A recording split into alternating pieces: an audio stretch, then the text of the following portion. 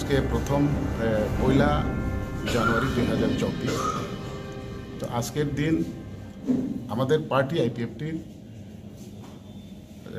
সারা রাজ্যে আমাদের পার্টি আইপিএফটির ফাউন্ডার স্যার এনসি দেববর্মা 2023 প্রথম জানুয়ারিতে তিনি আমাদেরকে ছেড়ে গেছেন। তারপর আমরা গার্জেনহীন হয়ে আমাদের পার্টির আমরা অনেক কষ্ট করে আজকে আমরা এই অবস্থাতে আবার ফিরে আসতে পারছি। এবং ওনার পার্টি আইপিএফটি যে গঠন করেছে 2009 4 তারিখ মার্চে, তো এই যে ত্রিপ্রাসাদের জন্য, ত্রিপ্রাসা বেঁচে থাকার জন্য, রাজনৈতিক অধিকার নিয়ে এই ত্রিপুরাতে বেঁচে থাকার জন্য, পৃথিবীতে বেঁচে থাকার জন্য একটাই মাত্র আমাদের রাস্তা আছে যে শিক্ষিত এরিয়াকে নিয়ে একটি নতুন রাজ্য গঠন যদি করতাম না পারি, তাহলে জনজাতিদের এই ত্রিপুরায় তাদের অল্পবিশ্বক অস্তিত্ব থাকবে না।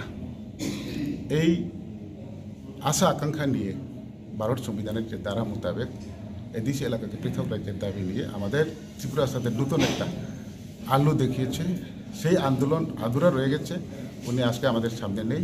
উনি 2023 1 জানুয়ারিতে উনি আমাদেরকে ছেড়ে গেছেন, এই পৃথিবীর থেকে উনি বিদায় নিয়েছেন।